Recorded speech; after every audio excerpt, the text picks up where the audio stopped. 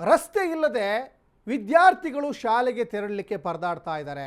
ಇಬ್ಬರ ಜಗಳಕ್ಕೆ ಈಗ ಕಂಕಣವಾಡಿ ಪಟ್ಟಣದ ರಸ್ತೆ ಈಗ ಬಂದಾಗಿದೆ. ಬೆಳಗಾವಿ ಜಿಲ್ಲೆ ರಾಯಬಾಗ ತಾಲೂಕಿನ ಕಂಕಣವಾಡಿ ಕಳೆದ ಒಂದು ವಾರದಿಂದ ರಸ್ತೆ ಇಲ್ಲದೆ ಮಕ್ಕಳು ಪರದಾಡ್ತಾ ಇದ್ದಾರೆ. ರಸ್ತೆ ಇಲ್ಲದೆ ಬೇರೆ ಕಡೆಯಿಂದ ಶಾಲೆಗೆ ತೆರಳ್ತಾ ಇದ್ದಾರೆ ಮಕ್ಕಳು.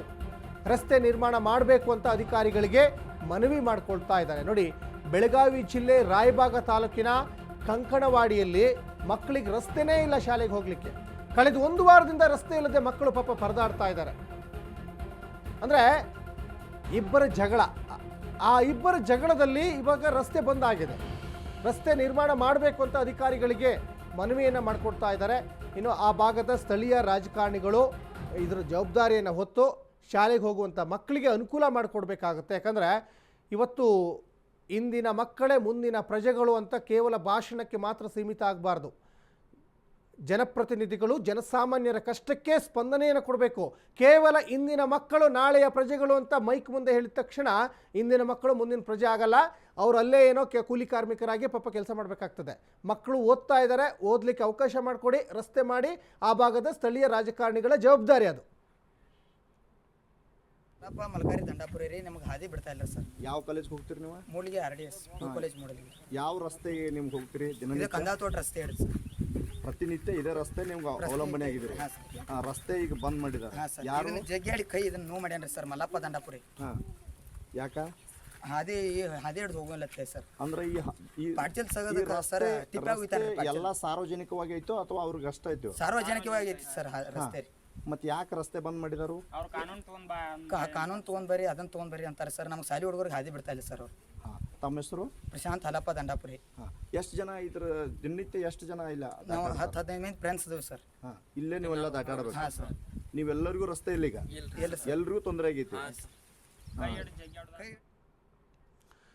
ಈ ಬಗ್ಗೆ ಹೆಚ್ಚಿನ ಡೀಟೇಲ್ಸನ್ನು ನಮ್ಮ ಬೆಳಗಾವಿ ಪ್ರತಿನಿಧಿ ಪ್ರಶಾಂತ್ ಕೊಡ್ತಾ ಹೋಗ್ತಾರೆ. ಪ್ರಶಾಂತ್, ಇಬ್ಬರ ಜಗಳದಲ್ಲಿ ಕೂಸು ಬಡವಾಯಿತು ಅಂತ ಮಾತಿದೆ.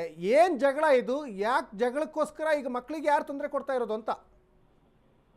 ಖಂಡಿತ ಸಚಿನ್, ಏನಂತಂದ್ರೆ ಗಂಡ ಹೆಂಡತಿ ಜಗಳದಲ್ಲಿ ಕೂಸು ಬಡವಾಯಿತು ಎಂಬ ಗಾದೆ ಮಾತು. ಅಂತಂದ್ರೆ ಇಬ್ಬರ ಅಣ್ಣತಿಂಬರ ಜಗಳದಲ್ಲಿ ಇಲ್ಲಿ ಶಾಲಾ ವಿದ್ಯಾರ್ಥಿಗಳು ಶಾಲೆಗೆ ತೆರಳಲು ಸಾಕಷ್ಟು ರೀತಿ ಪರದಾಟ ನಡೆಸಿರುವಂತಹ ಘಟನೆ ಬೆಳಗಾವಿ ಜಿಲ್ಲೆಯ ರಾಯಬಾಗ ತಾಲೂಕಿನ ಕಂಕನವಾಡಿ ಗ್ರಾಮ ಪಂಚಾಯತಿ ವ್ಯಾಪ್ತಿಯಲ್ಲಿ ನಡೆದಿರುವಂತದ್ದು. ಗ್ರಾಮ ಪಂಚಾಯತಿ ವ್ಯಾಪ್ತಿಯ ಕಿಣಗಾಲೆ ತೋಟದ ಶಾಲೆಗೆ ಮಕ್ಕಳು ಶಾಲೆಗೆ ತೆರಳಲು ಪರದಾಡುವಂತ ಸ್ಥಿತಿ ನಿರ್ಮಾಣವಾಗಿತ್ತು. ಇಬ್ಬರ ಅಣ್ಣತಮ್ಮರದೊಂದು ಜಗಳ ಆಗಿತ್ತು. ಜಗಳದಿಂದ ಇರುವಂತ ರಸ್ತೆಯನ್ನ ಇಲ್ಲಿ ಗಟ್ಟಿಯಾಗಿ ಪರಿವರ್ತಿಸುವ ಕಾರಣ ಸಾಕಷ್ಟು ರೀತಿಯಲ್ಲಿ ಶಾಲೆಗೆ ತರಲು ಮಕ್ಕಳು ಪರದಾಡ್ತಿರುವಂತದ್ದು. ಇದಷ್ಟಲ್ಲದೆ ಮೂಡಲಗಿ, ರಾಯಬಾಗ, ಗೋಕಾಕ್ ಸೇರಿದಂತೆ ಸಾಕಷ್ಟು ರೀತಿಯಲ್ಲಿ ಶಾಲೆಗೆ ಹೋಗುವಂತ ಮಕ್ಕಳು ಸಾಕಷ್ಟು ರೀತಿಯಲ್ಲಿ ಹರಸಾಹಸ ಪಡ್ತಾ ಇರುವಂತದ್ದು. ಕೇವಲ 1 ಕಿಲೋಮೀಟರ್ ಅಂದ್ರೆ ಆ ರಸ್ತೆಗೆ ಏನು ಬರ್ತಾ ಇದ್ದಾರೆ ಮಕ್ಕಳು, ಕೇವಲ 1 ಕಿಲೋಮೀಟರ್ ಬಂದ್ರೆ ಮುಖ್ಯವಾದಂತಹ ರಸ್ತೆ ಹಾಗೂ ಬಸ್ ಸಂವಿಧಾನಕ್ಕೆ ಹೋಗುತ್ತೆ.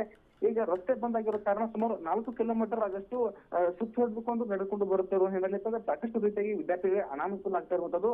ಈಗಾಗಲೇ ಏನಂತಂದ್ರೆ ಮಧ್ಯಗಳಿಗೆ ಶಾಸಕ ಧನುರ್ಧನ್ ಐಹೊಳೆ, ಕಾಗವಾಡ ತಹಶೀಲ್ದಾರ್, ರಾಯಬಾಗ ತಹಶೀಲ್ದಾರ್ ಸುರೇಶ್ ಮುಂಜೆ ಅವರಿಗೆ ಸೇರಿದಂತೆ ಸಾಕಷ್ಟು ರೀತಿಯಲ್ಲಿ ಮನವಿಯನ್ನು ಸಹ ಮಾಡಿದ್ರು. ಇನ್ನೂವರೆಗೂ ಯಾವುದೇ ರೀತಿಯಾಗಿ ಸ್ಪಂದಿಸಿಲ್ಲ ಎಂಬ ಆರೋಪಗಳು ಸಹ ಇಲ್ಲಿ ಕೇಳಿ ಬರ್ತಾ ಇರುವಂತದ್ದು.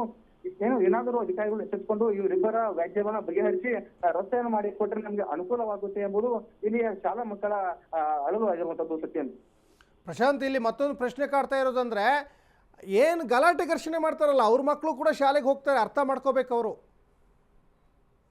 ಧನ್ಯವಾದ ಪ್ರಶಾಂತ್ ತಮ್ಮೆಲ್ಲ ಡೀಟೇಲ್ಸ್ಗಾಗಿ.